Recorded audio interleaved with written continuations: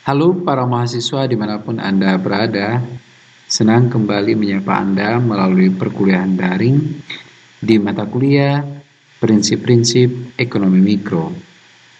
Apa kabar Anda pada hari ini? Saya berharap Anda tetap sehat dan tetap semangat mengikuti perkuliahan ini meskipun pertemuan kita berlangsung secara daring. Saudara, pada hari ini kita akan meneruskan materi pembelajaran kita dan pada hari ini kita akan membahas permintaan terhadap input di mana kita hanya fokus pada pasar tenaga kerja dan pasar tanah. Bagaimana penjelasan tentang permintaan input? Silakan Anda simak penjelasan materi kuliah kita hari ini dari awal sampai dengan selesai.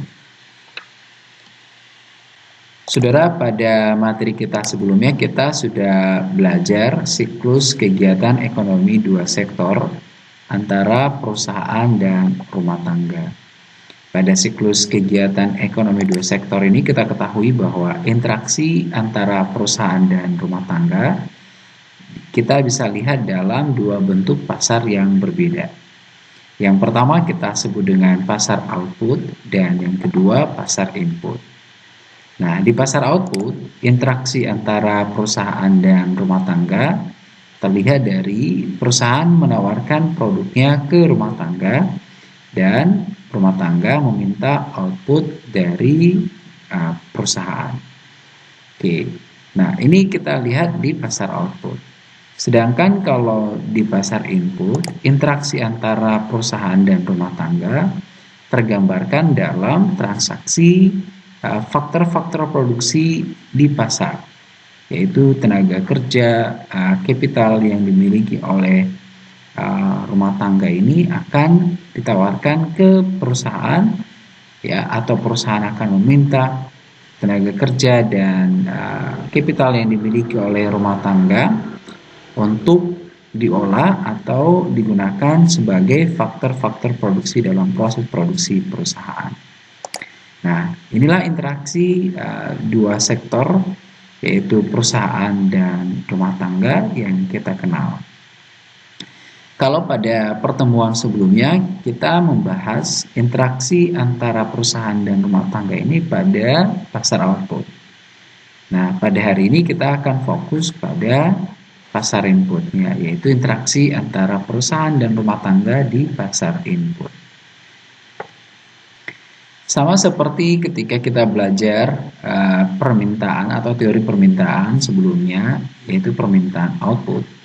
Pada pasar input ini kita juga mengenal ada permintaan input. Nah, permintaan input ini berarti sumbernya dari perusahaan. Berbeda dengan permintaan output sumbernya dari rumah tangga. Nah, pertanyaannya adalah apa yang menentukan permintaan input oleh perusahaan? Nah, kalau kita lihat, ya, perusahaan akan meminta tenaga kerja atau modal apabila produk yang dihasilkannya diminta atau digunakan oleh rumah tangga.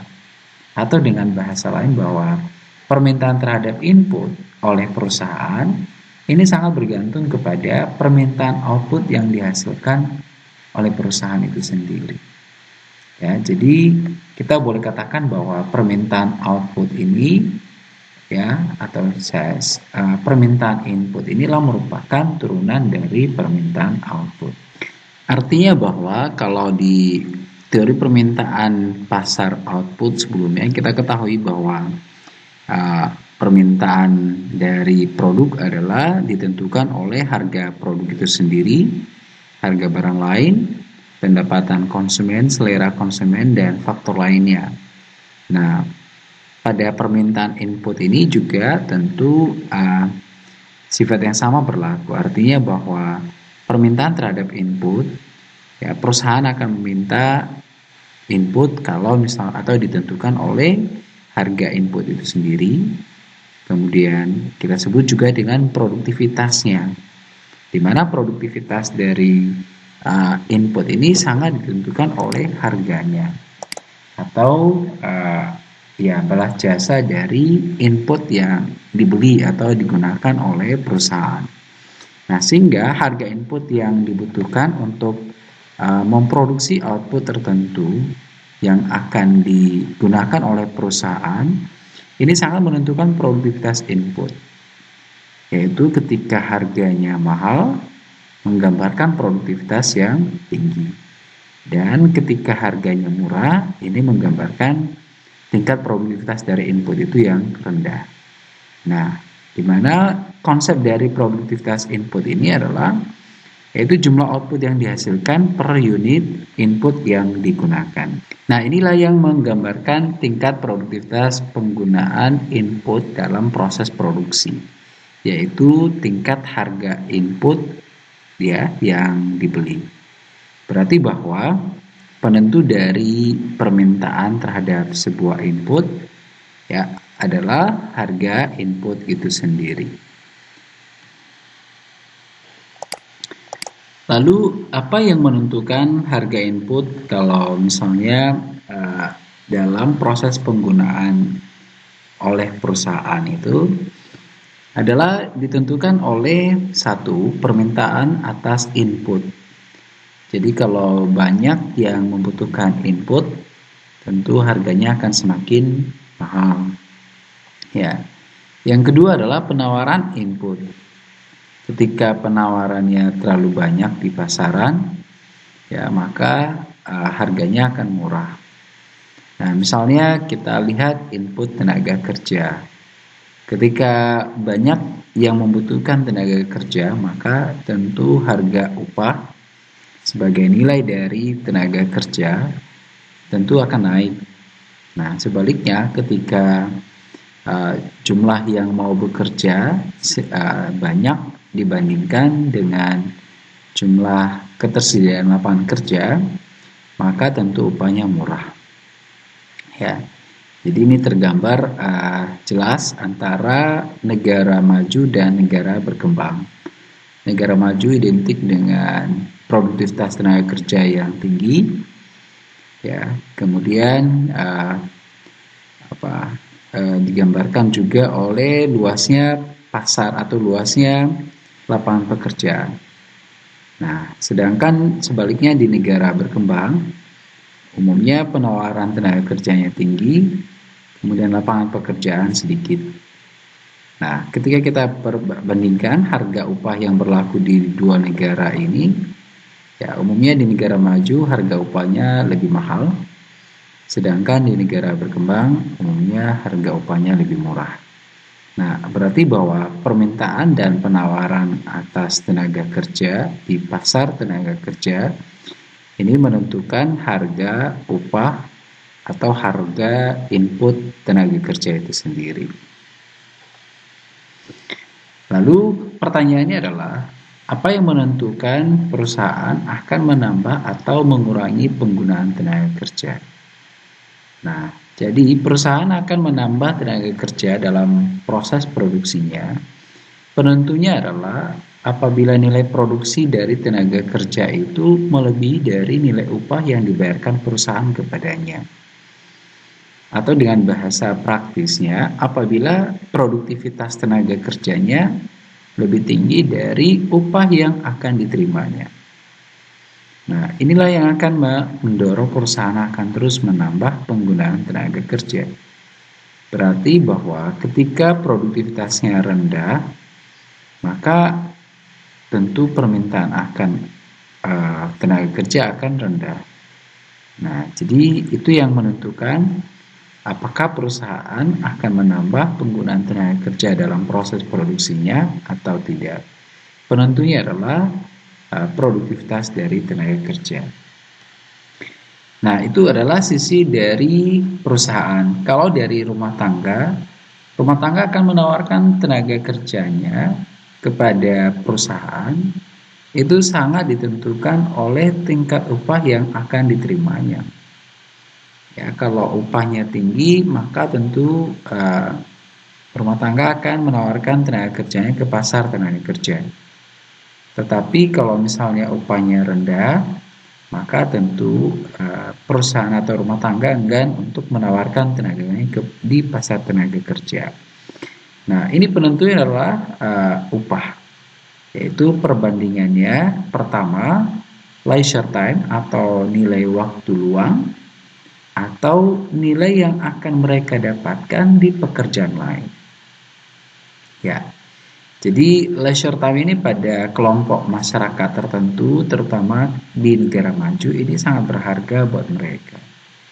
Jadi kadangkala ya mereka lebih senang untuk memilih leisure time, artinya berlibur daripada bekerja. Ya, karena menurut mereka bahwa berlibur itu adalah kebutuhan. Nah, sehingga di negara-negara maju penentu dari apakah tenaga kerja ini mau bekerja atau tidak adalah upah yang kita bandingkan dengan leisure time-nya dengan upah yang diterimanya. Artinya kalau upahnya di bawah dari kenikmatan nilai kenikmatan yang didapatkan kalau liburan, maka si tenaga kerja tidak akan bekerja. Ya.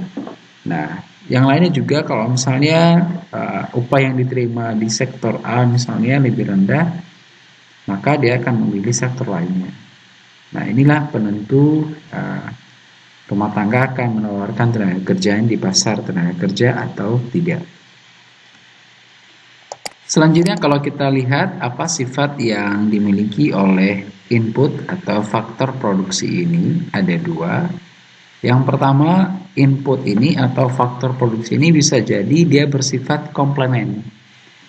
Ya, artinya bahwa kalau misalnya ada dua jenis faktor produksi yang kita kenal di teori produksi adalah tenaga kerja dan modal. Kalau misalnya modal menjadi pelengkap dari penggunaan tenaga kerja, maka sifat dari modal itu atau sifat dari kedua input itu disebut dengan komplement. Misalnya manusia dengan mesin, ya. Artinya mesin juga tidak akan bekerja sendiri tanpa ada operator menjalankannya adalah manusia. Nah, berarti bahwa mesin dan manusia, tenaga kerja ya, adalah sifatnya komplement karena mereka saling melengkapi. Nah, sifat yang kedua adalah substitusi, yaitu apabila dua jenis input ini saling menggantikan. Misalnya mesin ya, atau kalau bisa kita lihat di gambar ini ya, di pelabuhan kalau misalnya tanpa ada ya kalau tidak ada alat ini maka tentu yang mengangkut semua barang dari pelabuhan ke kapal adalah tentu manusia, tetapi dengan mesin ini akhirnya penggunaan tenaga kerja lebih sedikit atau penggunaan buruh lebih sedikit. Berarti bahwa mesin ini ya adalah menjadi substitusi dari tenaga buruh. Nah, jadi ini dua sifat ya yang dimiliki oleh faktor produksi. Yang pertama adalah substitusi atau yang pertama adalah komplement dan yang kedua adalah substitusi. Nah, jadi substitusi tidaknya atau substitusi komplemennya kita sebagai tenaga kerja atas barang modal itu sangat ditentukan oleh kapabilitas atau kemampuan kita. Ya. Jadi kalau misalnya kemampuan kita tidak mampu menguasai teknologi, ya maka kita sebagai tenaga kerja akan menjadi substitusi atas kemajuan teknologi. Ya, tetapi sebaliknya kalau misalnya kita mampu mengikuti perkembangan zaman, maka kita ke depan ya sebagai terutama para mahasiswa ya sebagai calon tenaga kerja bisa menjadi komplement atau pelengkap dari kemajuan teknologi yang ada. Jadi oleh karena itu memang para mahasiswa dituntut untuk mengembangkan diri menggunakan atau menguasai teknologi yang terbarukan. Saudara, kalau kita kembali pada pembahasan sebelumnya ya untuk mengingatkan kembali kita bahwa pada jangka pendek itu beberapa faktor produksi sifatnya tetap. ya, misalnya mesin, ya. Sehingga kita kenal di jangka pendek ada biaya tetap dan ada biaya variabel. Nah, di jangka pendek karena ada beberapa faktor produksi yang bersifat tetap, ya seperti mesin tadi, sehingga membuat perusahaan tentu tidak mudah untuk melakukan ekspansi dalam jangka pendek. Ya, berbeda dengan jangka panjang, semua variabelnya atau semua inputnya bersifat variabel. Oke, oleh karena itu maka di jangka pendek, ya, perusahaan ini menghadapi sebuah kondisi yang kita sebut dengan hasil yang semakin menurun atau di diminishing marginal return.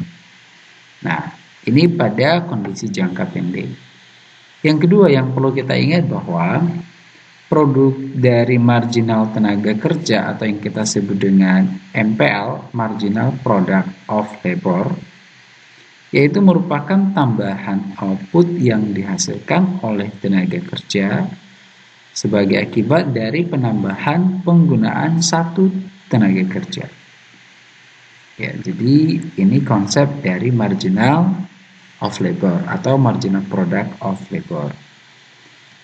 Atau lebih jelasnya kita bisa melihat di contoh kasus seperti begini. Nah, misalnya ini adalah tenaga kerja ya, yang digunakan 0, 1, 2, 3 dan seterusnya. Ini total output yang dihasilkan. Kalau menggunakan tenaga kerja 1, outputnya 10. 2, tenaga kerjanya outputnya 25. Kemudian di kolom 3 ini adalah marginal product of labor. Ya, nah dari mana kita peroleh yaitu menselisihkan total produk ya sekarang dan sebelumnya. 10 kurang 0, 10, 25 kurang 10, 15. 35 kurang 10, 10 dan seterusnya. Inilah marginal produk. Nah, marginal produk ini kalau kita perhatikan ya, dia mula-mula naik dari 10 ke 15, kemudian 15 ke 10 turun lagi sampai bahkan dia menyentuh titik 0. Ya, inilah marginal produk yang paling rendah, yaitu ketika outputnya yang atau pertambahan output yang tidak memungkinkan lagi ditambah kalau misalnya ditambah jumlah inputnya, atau istilah lain kita sebut dengan produk yang maksimum. Nah, jadi itu yang disebut dengan marginal product of labor yang kita pernah pelajari sebelumnya. Ya, sifat-sifatnya adalah seperti ini ya, dan cara perhitungannya juga demikian. Nah, selain dari marginal of labor, ada konsep lain yang harus kita pahami, ya, yaitu disebut dengan marginal revenue product. Apa ini marginal revenue product? Nanti kita akan sering singkat MRP, yaitu adalah penerimaan tambahan yang diperoleh oleh perusahaan apabila perusahaan tersebut mempekerjakan tambahan satu unit input, misalnya tenaga kerja. Jadi kalau misalnya perusahaan menambah satu unit atau satu orang tenaga kerja, maka tentu outputnya bertambah. Nah, pertambahan output ini akan berimbas kepada penerimaannya atau penerimaan perusahaan. Tambahan penerimaan perusahaan ini kita sebut dengan marginal revenue product. Jadi MRP adalah tambahan penerimaan perusahaan yang diperoleh perusahaan sebagai dampak penambahan penggunaan tenaga kerja kalau misalnya input adalah tenaga kerja. Nah, tentu dengan asumsi ceteris paribus. Oke, nah kalau kita lihat pada pasar persaingan sempurna ya, MRP ini adalah merupakan nilai dari marginal suatu faktor produksi. Ya, yaitu adalah nilai dari MRL atau ya marginal revenue, marginal product of labor tadi. Ya, merupakan nilai setelah kita akan mendapatkan nilai dari marginal product of labor tadi. Kalau misalnya kita lihat tenaga kerja, apabila kita mengalihkannya dengan harga upah atau upah tenaga kerjanya. Nah, sehingga secara matematis ya kita bisa menghitung nilai MRP itu dengan formula adalah MRP sama dengan marginal product kali dengan harga. Nah, jadi kalau misalnya produknya input adalah tenaga kerja, maka kita beri indeks L. Kalau misalnya inputnya adalah modal, berarti K, ya, dan seterusnya. Jadi MRP, tambahan penerimaan yang akan ditambahkan atau didapatkan perusahaan sebagai akibat penambahan penggunaan input adalah perkalian antara marginal produk dengan harga output yang dihasilkan. Misalkan tenaga kerja ini digunakan untuk menghasilkan produk X. Ya, jadi inilah yang disebut dengan konsep marginal revenue product. Nah, karena marginal revenue product ini merupakan nilai dari produk marginal atau marginal product, ya, maka tentu kurvanya akan sama antara marginal product dengan marginal revenue product. Nah, ini tergambar dengan kurva seperti ini. Ya, jadi mulai naik, ya, kemudian turun sampai titik nol. Nah, apa perbedaannya? Ya, perbedaan antara marginal revenue product dan marginal product ini. Kalau marginal product, satuannya adalah unit output. Ya, tambahan jumlah output yang dihasilkan sebagai akibat penambahan jumlah input. Berarti adalah ini jumlah output, unit quantity outputnya. Nah, sedangkan pada marginal revenue product, satuannya adalah nilai uang, misalnya dolar, rupiah, dan lain sebagainya. Nah, jadi inilah kesamaan dan perbedaan antara MRP dan MP, marginal revenue of product dan marginal product of labor. Nah, oleh karena itu, beranjak dari konsep MRP ini, ya, maka kalau kita lihat pada pasar tenaga kerja, kita fokus pada pasar tenaga kerja, permintaan terhadap tenaga kerja ini tentu bergantung kepada MRP tenaga kerja itu sendiri. Ya. Jadi berapa banyak jumlah tenaga kerja yang akan digunakan oleh perusahaan, ini sangat bergantung kepada MRP tenaga kerja. Ya, tambahan penerimaan yang akan didapatkan oleh perusahaan akibat menambah tenaga kerja dan harga dari tenaga kerja atau harga upahnya. Oke, nah kalau misalnya kita lihat perusahaan akan memaksimalkan laba ya. Nah, kalau misalnya perusahaan ingin memaksimalkan laba, maka akan menambah penggunaan tenaga kerja apabila MRP yang dihasilkan oleh tenaga kerja itu melebihi dari upah yang akan dibayarkan kepadanya. Ya, jadi kalau upahnya misalnya 10 dolar, maka haruslah MRP-nya di atas 10 dolar. Kalau upahnya adalah 2 juta, maka haruslah MRP-nya di atas 2 juta. Kalau MRP-nya di bawah 2 juta, maka secara logika atau logisnya bahwa perusahaan tidak akan menambah tenaga kerja. Artinya hanya memberdayakan tenaga kerja yang sudah ada. Nah, ini contohnya misalnya kalau kita kembali kepada tabel 1 tadi ya, cara perhitungannya.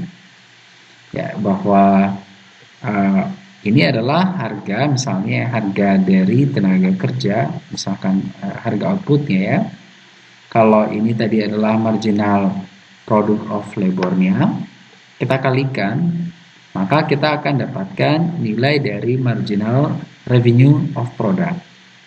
Ya, jadi 10 kali 0,5 dapat 5, 15 kali 0,5 7,5, 10 kali 0,5 adalah 5.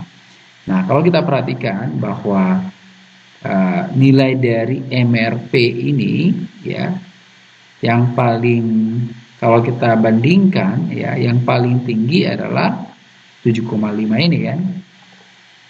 Nah, pertanyaannya apakah pada penggunaan tenaga kerja dua unit ini sebagai uh, kapasitas optimal untuk memaksimalkan laba?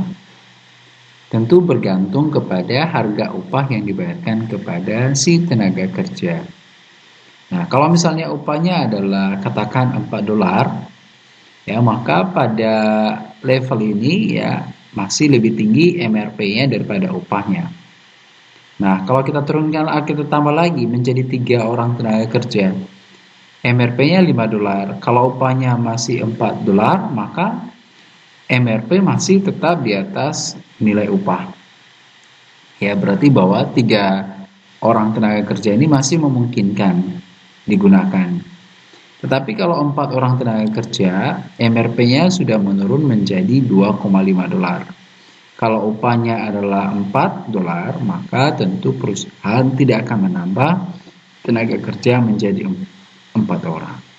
Nah, jadi bahwa penentu dari penambahan atau tidaknya penggunaan tenaga kerja oleh perusahaan ini sangat bergantung kepada marginal revenue produk dari tenaga kerja yang digunakan.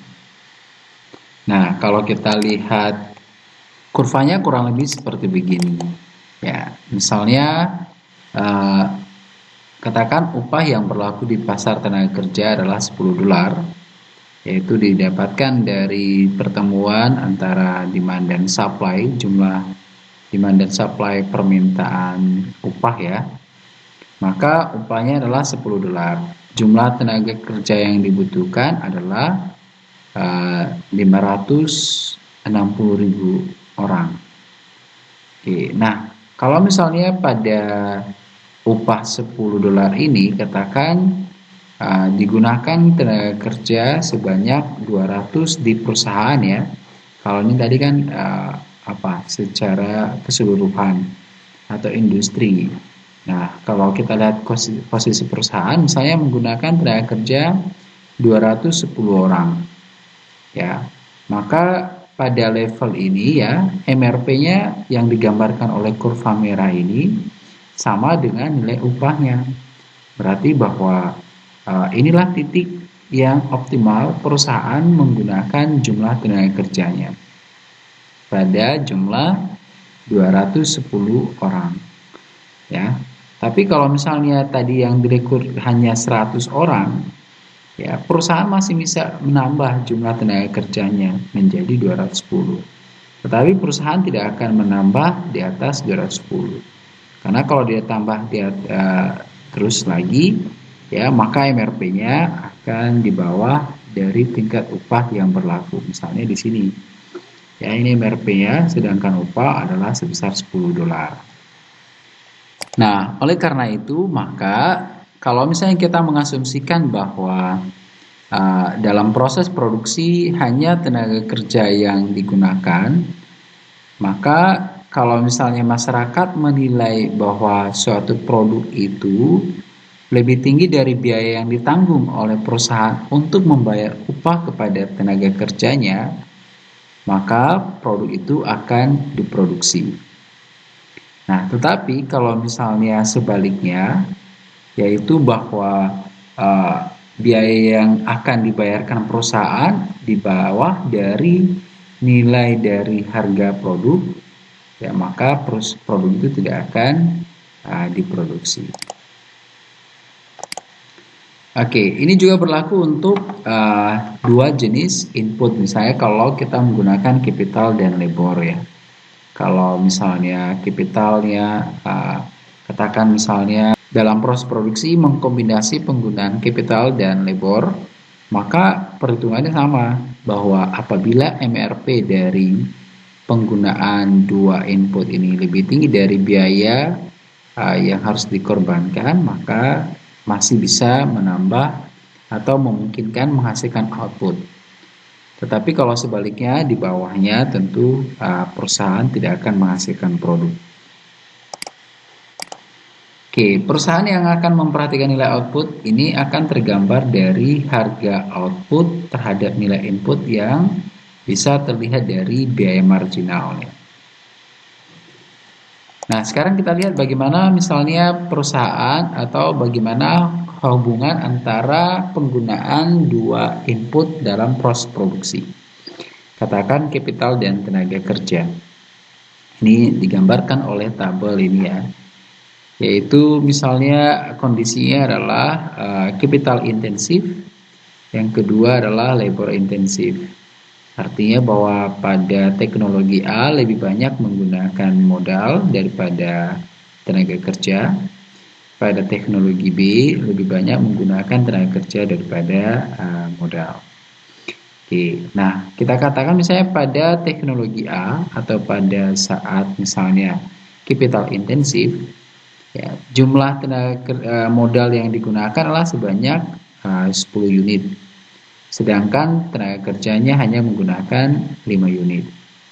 Oke, apabila kita katakan bahwa harga dari labor itu adalah $1 dan harga capital itu adalah $1, maka kita bisa menghitung nilai atau biaya yang dikeluarkan oleh perusahaan ya untuk menghasilkan sejumlah output tertentu. Katakan $15 yang dikeluarkan atau biayanya untuk teknologi capital intensif. Nah, tetapi apabila jumlah atau harga dari tenaga kerja ini naik, misalnya dari $1 ke $2, maka tentu biaya produksinya akan naik ya, menjadi $20. Dari $15 menjadi $20. Oke. Kalau misalnya kita lihat untuk yang labor intensif, lebih banyak menggunakan tenaga kerja ya daripada capital, maka sebelum misalnya kalau harganya sama satu-satu ya, jumlah biaya produksinya adalah $13. Tetapi kalau misalnya harga upahnya naik menjadi $2, maka biaya produksinya naik menjadi $23. Nah, apa yang bisa kita gambarkan di sini ya, bahwa ketika terjadi peningkatan harga tenaga kerja dari $1 menjadi $2 akan menambah biaya produksi di perusahaan. Nah, karena ada peningkatan upah ini, tentu akan membuat perusahaan harus mengambil pilihan apakah capital intensif atau labor intensif. Nah, apa penentunya? Tentu adalah biaya marginal yang dikeluarkan oleh perusahaan tersebut. Ya. Nah, yaitu perusahaan akan memilih kombinasi penggunaan input dengan biaya yang terendah. Ya, jadi kalau misalnya di sini ya, kalau upahnya satu, lalu capital juga satu, maka apa pilihan perusahaan di sini adalah memilih labor intensif karena biaya yang lebih rendah. Tetapi kalau upahnya naik menjadi 2, maka perusahaan akan memilih capital intensif karena biaya produksinya lebih rendah dibandingkan labor intensif. Nah, gambaran ini mengindikasikan kepada kita bahwa pemilihan teknologi dalam proses produksi apakah capital intensif atau labor intensif ini sangat bergantung kepada biaya produksi yang dikeluarkan oleh perusahaan. Nah, ada contoh gambaran yang lain yang bisa kita lihat ya. Kalau misalnya perusahaan ini menghasilkan 100 unit output. Kalau misalnya jumlah outputnya adalah 100 unit, maka dia akan menggunakan tenaga kerja yang modal 300 unit untuk teknologi B tadi. Ya. Sedangkan kalau teknologi A menggunakan modal sebanyak 1000. Nah, sedangkan tenaga kerja kalau teknologi B menggunakan 1000, sedangkan teknologi A sebanyak 500. Nah, kalau misalnya perusahaan memilih teknologi B, yaitu misalnya tadi adalah karena upahnya masih sama ya, artinya upahnya sama satu, lalu kemudian capitalnya juga satu, maka biaya variabelnya adalah $1.300 ya. Hitungannya ya dari mana adalah penjumlahan uh, ini untuk modal dan tenaga kerja. Oke. Nah, sedangkan kalau misalnya upahnya naik ya dari $1 menjadi $2, maka biaya produksinya pada teknologi A adalah 2.000. Ya, jadi 1.000 kali 1, 1.000, 500 kali 2, 1.000 menjadi 2.000. Oke, jadi apa yang bisa kita gambarkan di sini bahwa ketika upah tenaga kerja mengalami peningkatan, maka perusahaan akan memilih menggunakan teknologi atau lebih banyak menggunakan kapital daripada tenaga kerja. Ya, berarti bahwa antara uh, tenaga kerja dan kapital ketika harga upah naik, ya, ada efek substitusi yang terjadi, yaitu menggantikan tenaga kerja menjadi kapital karena harga upah yang naik. Nah, tujuannya adalah untuk mencari biaya produksi yang rendah. Ini bagi perusahaan. Oke. Jadi gambaran yang seperti ini kita sebut dengan efek substitusi, yaitu adanya kecenderungan perusahaan akan menggantikan faktor produksi yang lain ya yang harganya lebih mahal. Misalnya harga faktor produksi yang mahal akan digantikan dengan harga atau menggunakan faktor produksi yang harganya lebih murah. Ya, seperti modal dan tenaga kerja. Apabila harga tenaga kerja naik, ya, harga modal tetap, maka perusahaan akan memilih lebih banyak menggunakan modal. Ya, berarti ada efek substitusi penggunaan tenaga kerja. Itu. Yang kedua, efek output, yaitu adalah apabila misalnya perusahaan menurunkan jumlah output kalau misalnya ada perubahan pada harga faktor produksi. Ya, jadi bahwa kenaikan harga faktor produksi ini ya, akan menyebabkan dua efek. Yang pertama adalah efek substitusi, yaitu perusahaan mengalihkan penggunaan input yang lebih murah, dan yang kedua adalah efek output, artinya perubahan pada output apabila terjadi perubahan pada harga faktor produksi. Jadi kalau misalnya harga faktor produksi meningkat, maka tentu biaya produksi akan naik, akan berimbas kepada penurunan jumlah produksi. Ya, sebaliknya kalau harga faktor produksi turun, berarti biaya produksi akan turun, memungkinkan perusahaan menaikkan jumlah produksi. Nah, itu. Jadi inilah yang menentukan atau peranan dari harga faktor produksi terhadap tingkat produksi perusahaan. Nah, seperti yang kita ceritakan tadi bahwa ya di pasar persaingan sempurna, upah ini ditentukan oleh interaksi antara permintaan dan penawaran. Ya, jadi naik turunnya tingkat upah di pasar ya, pasar persaingan sempurna ya, ini sangat ditentukan oleh interaksi permintaan dan penawaran.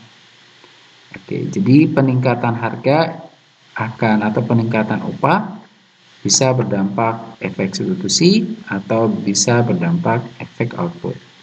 Nah, bergantung kepada kondisi atau pada perusahaan yang akan menggunakan input tersebut.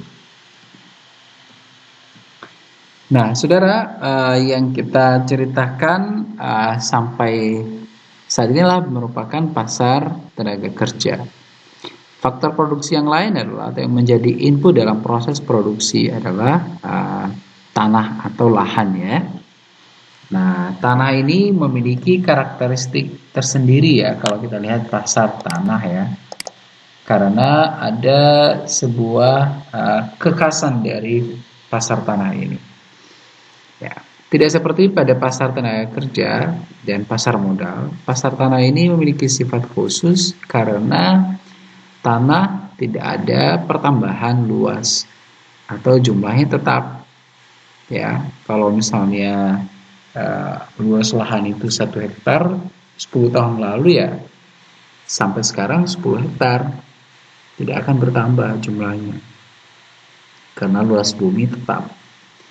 Oke, jadi karena sifat yang tetap inilah membuat elastisitas dari permintaan tanah bersifat inelastis sempurna. Oke, karena penawarannya tetap, maka harga tanah ini tidak ditentukan oleh banyaknya tanah yang ditawarkan, tidak, karena tanah tetap. Tetapi lebih penentunya adalah kesediaan oleh si pembeli untuk membayar harga tanah yang dipatok oleh si pemilik tanah. Ya, tidak bergantung kepada jumlah ketersediaan tanah, tidak, tetapi kesediaan para pembeli untuk membelinya. Nah, kalau misalnya lahan dalam proses produksi kita gunakan, ya tentu ada pendapatan kepada si pemilik lahan atau si pemilik faktor produksi. Nah, pendapatan ini disebut dengan sewa murni atau pure rent. Nah, gambaran dari kurva demand dan kurva supply pada pasar tanah ini seperti ini ya. Jadi tanah itu jumlahnya tetap. Nah, permintaannya mengikuti teori demand seperti yang kita pelajari sebelumnya. Nah, sedangkan harga ini adalah harga kesediaan para pembeli untuk membelinya. Ya, oke. Penawaran tanah pada kualitas tertentu di lokasi tertentu ini memiliki sifat penawaran yang tetap karena jumlah tanah tidak mengalami pertambahan luas. Nilainya tentu ditentukan oleh jumlah yang bersedia dibayarkan oleh penawar tertinggi. Ya, kalau misalnya harga tanah di daerah katakan Kalasan itu udah 2 juta per meter, ya, maka kalau ada yang bersedia membelinya 3 juta per meter, ya tentu transaksi bisa berlangsung. Tetapi kalau di bawah itu tentu tidak. Oleh karena itu, maka kurva dari penawaran tanah ini bersifat inelastis sempurna. Pertanyaannya adalah, kapan perusahaan akan menggunakan tanah atau membeli tanah untuk kegiatan produksinya? Perusahaan akan membeli tanah ini apabila penerimaan yang dihasilkan dari proses produksi di atas lahan yang dia beli ini cukup untuk menutup harga tanah yang dia beli. Atau secara matematis bisa kita ukur ya menggunakan nilai MRP-nya, yaitu marginal revenue product dari penggunaan lahan. Nah, apabila MRP ini sama dengan harganya, maka perusahaan akan menggunakan lahan tersebut. Ya, misalnya disewa ya lahan seluas 2 hektar. Ya, kemudian MRP-nya adalah 500 juta ya selama 1 tahun. Kalau misalnya sewa lahan itu adalah 500 juta, maka si perusahaan siap untuk menyewanya. Ya, tetapi kalau misalnya di bawah harga MRP yang diperoleh, tentu perusahaan enggan untuk menggunakan lahan tersebut. Nah, karena kita sudah memahami sifat-sifat dari permintaan input, baik itu tenaga kerja maupun tanah ya, karena tanah tadi memiliki karakteristik tersendiri, makanya menjadi pokok pembahasan tersendiri. Nah, sekarang kita lihat bagaimana bentuk atau bagaimana sifat yang dimiliki oleh kurva permintaan input. Polanya tentu tidak jauh berbeda dengan kurva permintaan yang kita pelajari sebelumnya ya. Hanya yang kita akan kaji di sini adalah apa faktor yang akan membuat pergeseran pada kurva permintaan input. Nah, ada 4 faktor yang bisa membuat kurva permintaan input ini bergeser. Yang pertama adalah karena perubahan permintaan output. Ya, kita kembali kepada pokok bahasan di awal tadi bahwa perusahaan akan menambah penggunaan tenaga kerja. Ya, ini sangat ditentukan oleh apakah output yang dihasilkannya dibeli oleh konsumen atau tidak. Kalau dibeli ya berarti perusahaan memungkinkan menambah penggunaan tenaga kerja. Tapi kalau tidak laku ya tentu tidak akan menambah penggunaan tenaga kerja. Nah, itu yang pertama. Ya, jadi yang membuat kurva permintaan tenaga input di pasar input adalah yang pertama karena perubahan permintaan output. Yang kedua, karena perubahan jumlah input komplementer atau substitusi. Jadi kalau misalnya modal dan tenaga kerja katakan bersifat substitusi, ya, maka perubahan jumlah input di tenaga kerja akan mempengaruhi permintaan pada kapital. Begitu juga sebaliknya. Yang ketiga adalah karena perubahan harga input lain. Dan yang keempat adalah karena perubahan teknologi. Nah, ini 4 faktor yang bisa menggeser kurva permintaan.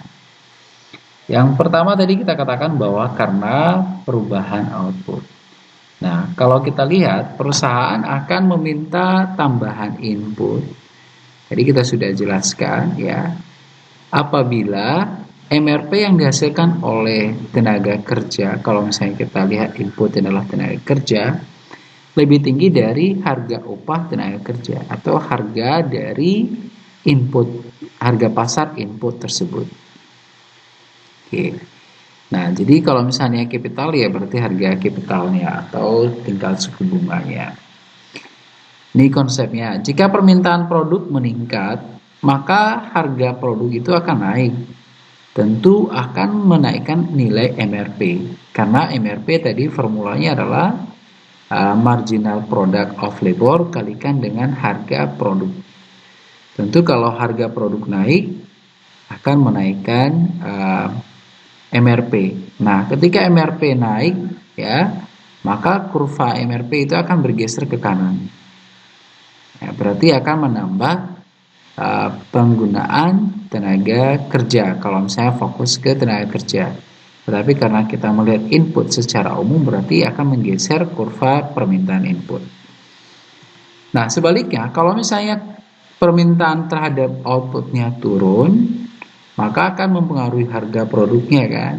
Harga produknya akan turun, tentu akan berimbas kepada nilai MRP-nya. MRP akan turun. Nah, ketika MRP turun, maka akan membuat kurva MRP itu akan bergeser ke kiri. Ya, oke. Jadi ini ya peranan dari permintaan output terhadap pergeseran kurva permintaan input.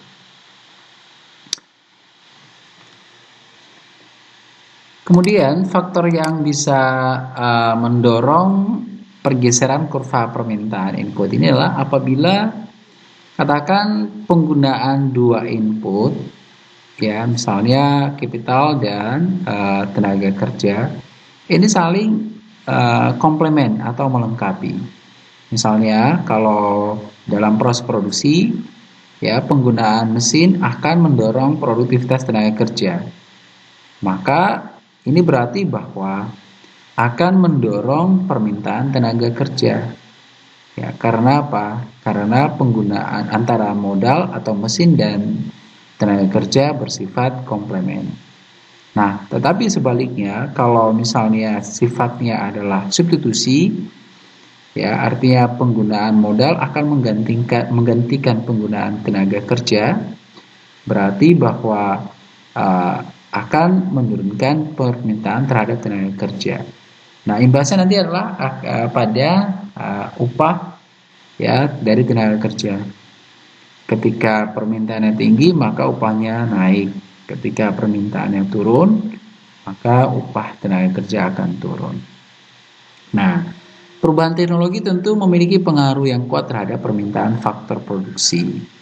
Ya, jadi apabila teknologi atau kemajuan teknologi berubah, ya akan merubah komposisi penggunaan tenaga kerja. Nah, misalnya kalau dulu ya sebelum ada mesin pembajak sawah, contoh di sektor pertanian, ya umumnya menggunakan tenaga manusia untuk membajak sawah. Ya, lalu dengan adanya kemajuan teknologi pertanian, maka sekarang ada mesin pembajak.